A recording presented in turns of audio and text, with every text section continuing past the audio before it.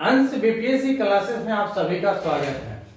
पिछले ब्लॉग में आप लोगों ने जैन धर्म का शुरुआती जो महत्वपूर्ण जानकारी थी उसके बारे में आप लोगों को मैंने दी थी। इस ब्लॉग में मैं जैन धर्म से संबंधित कुछ और पहलुओं पर चर्चा करूंगा। जैन धर्म में जो पांचों महाभारत हैं उसके बाद आता है काया कलेश का। जो काया कलेश से तात्पर्य है कि जैन धर्म तप पर अधिक बल देता है। आत्मा को घेरने वाले जो भौतिक तत्व हैं उसको दमन करने के लिए काया कलेश आवश्यक होती है। जैन धर्म में काया कलेश के अंतर्गत उपवास के द्वारा शरीर को अंत अर्थात की आत्महत्या का भी विधान है। जैन अनुस्मृति के अनुसार मौर्य वंश के संस्थापक चंद्रगुप्त मौर्य ने मैसूर के श्रवण बेलगोला नामक स्थान पर इसी प्रकार अर्थात कि काया कलेश के द्वारा मृत्यु का वरण किया था। उसके बाद हम लोग देखते हैं स्यादवाद को। स्यादवाद जो है इसको बोला जाता है अनेकतावाद।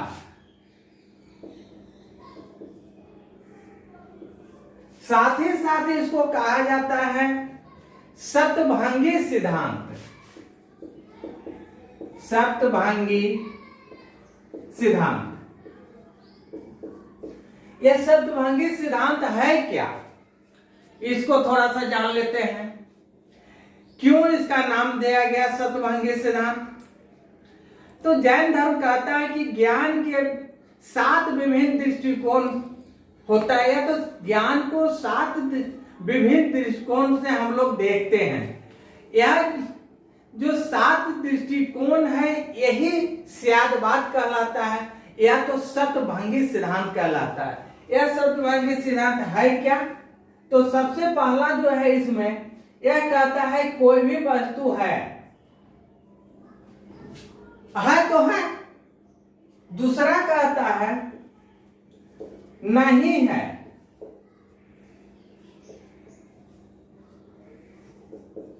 तीसरा आ गई इसमें, वह कहता है और नहीं है। है और नहीं है। उसके बाद हम लोग चौथा को देखते हैं। चौथा कहता है कहा नहीं जा सकता। कहा नहीं जा सकता। जो पांचवा हुई, पांचवा कहता है किंतु कहा नहीं जा सकता। है किंतु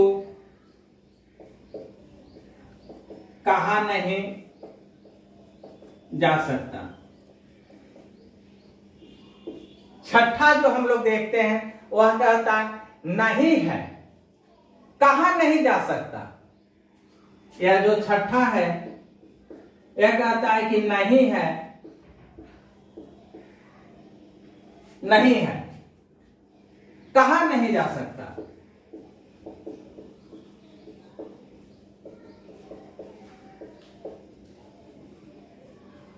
और सातवां है वह कहता है नहीं है, कहा नहीं जा सकता। है नहीं है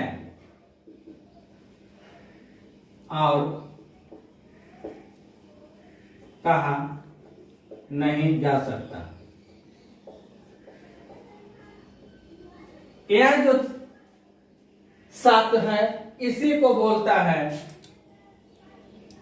सप्तभांगी सिद्धांत, स्यादवाद।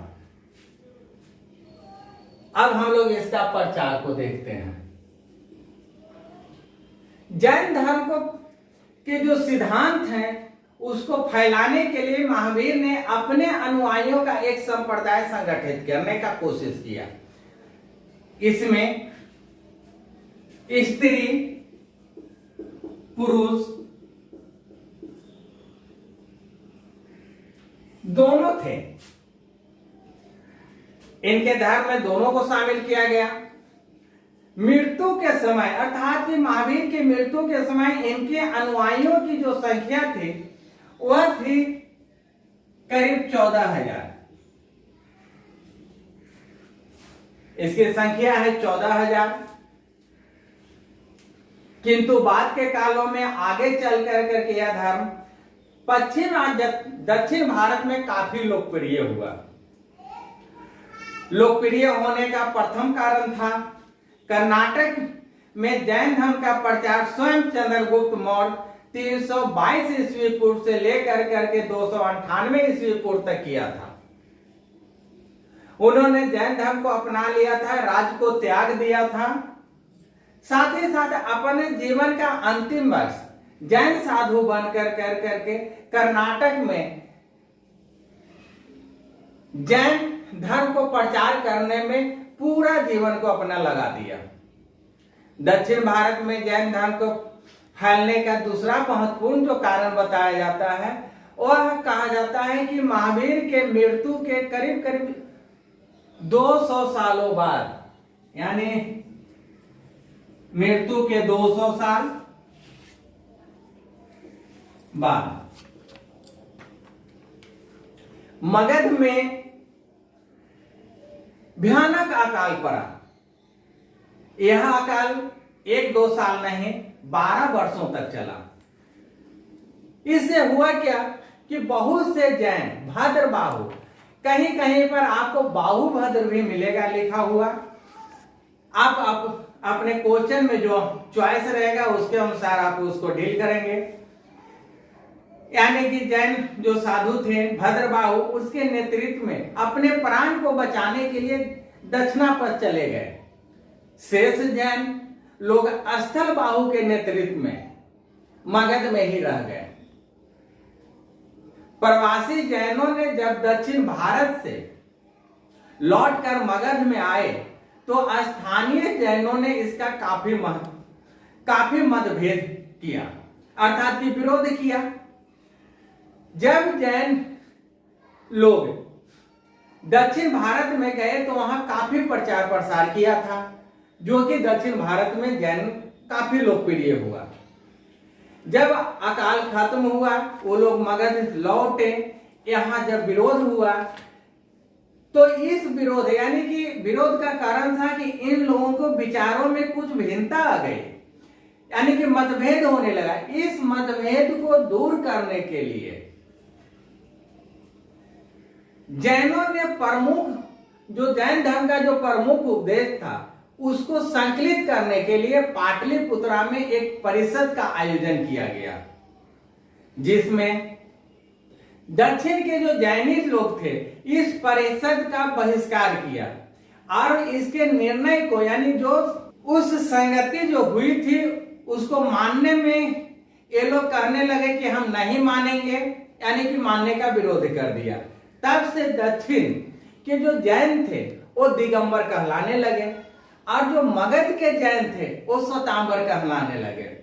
दिगंबर लोग जो थे यानी जो दक्षिण में चले गए वो लोग वस्त्र धारण नहीं करते थे, लेकिन श्वेतांबर लोग का कथन था कि नहीं हम लोग वस्त्र धारण करेंगे। ये लोग श्वेत वस्त्र धारण करने लगे। इस तरह से जैन धर्म जो है 2 भागों में विभक्त हो जाता है। अब हम लोग प्रथम जैन संगति और दूसरा जैन संगति तो हुआ है, उसके बारे में थोड़ी सी जानकारी प्राप्त करते हैं। संगति यानी दक्षिण के जो आए जैनी लोग और यहाँ के जैनियों ने जो मतभेद है उसके लिए पाटलिपुत्रा में, यानी कि इसका जो स्थान है वो है पाटलिपुत्रा।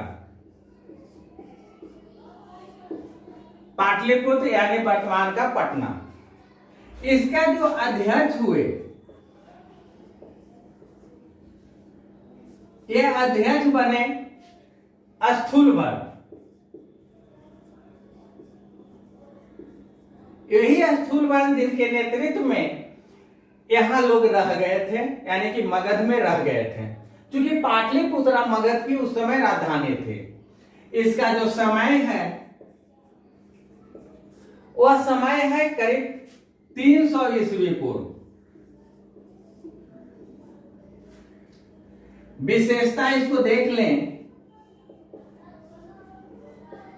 यह विशेषता जो है वह विशेषता है क्या कि इसमें दिगंबर और श्वेतांबर दो भागों में विभक्त हो गया, यानी श्वेतांबर और दिगंबर दो भागों में विभक्त हो जाना ही इसकी मेन विशेषता थी। उसके बाद में करीब करीब 800 सालों के बाद फिर जरूरत पड़ गई जैन धर्म के कुछ सुधार करने के लिए, जिसको कि दूसरी जैन संगति के नाम से जाना गया। इसका जो स्थान है वह स्थान है वल्लभी। इसके स्थान है वल्लभी। इसका जो अध्यक्ष है वह अध्यक्ष है देवर्दे क्षमा श्रवण। समय इसका हम देखते हैं, यह समय है 512 ईस्वी। इसकी विशेषता, यह विशेषता है क्या कि साहित्य की इसमें रचना की गई है। 14 जो पूर्व था उसके स्थान पर 12 अंगों की रचना की गई। तो इसकी महत्वपूर्ण विशेषता है वही 12 अंगों की रचना। जैन संघ के बारे में कुछ महावीर ने किए क्या कि एक संघ बनाए। जो संघ बनाए उसमें 11 गंधर्व थे। यह जो गंधर्व थे ये ब्राह्मण थे। जो संघ बनाए 11 इसमें गंधर्व रखे। सभी गंधर्वों ने अपने समूह के साथ महावीर के नेतृत्व में धर्म प्रचार में सम्मिलित हुए। अर्थात कि ये गंधर्व जो हैं, ये गंधर्वों का काम था कि आप निर्मित क्षेत्रों में जाइए, लेकिन मुख्य नेतृत्व करता आपका जो है महावीर वही रहेंगे। आप लोग जैन धर्म का प्रचार कीजिए। अब हम देखते हैं कि महावीर के मृत्यु से पहले, महावीर की मृत्यु से पहले, यानी जब महावीर जिंदा थे उसी समय 10 गंधर्व मर गए। अर्थात ये लोग बूढ़े होंगे, इसी कारण से मर गए। लेकिन एक गंधर्व बचा रह गया। एक गंधर्व बचा। यही आपके एग्जामिनेशन की दृष्टि से महत्वपूर्ण है। यह गंधर्व जो है वह गंधर्व कहलाया सुधर्मा। इसका नाम था सुधर्मा। कहीं कहीं आपको सुधर्मन भी मिलेगा देखने को। यह एग्जामिनेशन के दृष्टि से आपके लिए अति महत्वपूर्ण है। जैन संघ जो था वो 4 वर्गों में विभक्त था। यह जो संघ है यह 4 वर्गों में विभक्त है। यह 4 वर्ग कौन कौन था? तो यह 4 वर्ग था। पहला भिक्षु का, जो पहला है वह है भिक्षु का। दूसरा जो है वह है भिक्षुनी का। तीसरा जो इसमें है वो है श्रावक का। और चौथा है वो है श्राविका का। श्राविका। यह 4 वर्गों में विभक्त था। ये जो थे भिक्षुक और भिक्षुनी, ये लोग सन्यासी होते थे। यह जो है यह सन्यासी है और यह दोनों जो है वो गृहस्थ है। इन लोग का काम था कि अपना घूम घूम के प्रचार करना। इन लोग का था काम कि गृह जीवन व्यतीत करते हुए जैन धर्म का पालन करना। अब जैन धर्म से कुछ दो चार महत्वपूर्ण बातें हैं उसको भी हम लोग जान लें। पहला है कि महावीर ने सबसे पहले शिक्षा किसे दिया? तो महावीर ने पहली शिक्षा अपने दामाद को दिया है, वो है जमाली। जमाली यह था दामाद। दूसरी जो है वो है कि जैन साहित्य की जो रचना की गई है, यानी साहित्य की जो रचना है वह किस भाषा में की गई? तो यहां बात होती है कि जो जैन साहित्य है वह है प्राकृतिक भाषा में। प्राकृत एक पुरानी भाषा है जिसमें साहित्य की रचना की गई है। जैन धर्म का जो प्रचार किया गया है वह प्रचार जो है वो अर्धमागधी भाषा में, अर्धमागधी भाषा में। आगे हम लोग देखते हैं इसमें भगवती सूत्र।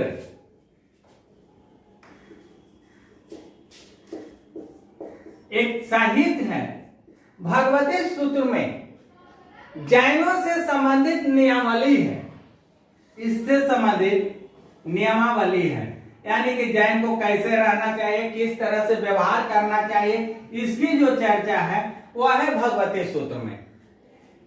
आगे हम लोग देखते हैं एक और जो है वो है कल्प सूत्र। कल्प सूत्र की रचना जो है वह किया है भद्रबाहु ने। आप लोगों को पता होगा कि भद्रबाहु के ही नेतृत्व में यहां से जैनी दक्षिण की ओर गए थे। इस तरह से जैन धर्म से संबंधित कुछ जो महत्वपूर्ण जानकारी देते हुए आज मैं इस ब्लॉग को खत्म करता हूं और आने वाला ब्लॉग में मैं बौद्ध धर्म से संबंधित कुछ जानकारी आप लोगों को दूंगा। इस तरह से आज मेरा यह ब्लॉग खत्म होता है। जो मेरे चैनल में नए आए हैं सब्सक्राइब कर लेंगे, बेल आइकन को दबा देंगे, साथ ही साथ लाइक करना, शेयर करना और कमेंट करना ना भूलेंगे। मिलते हैं अगले वीडियो में।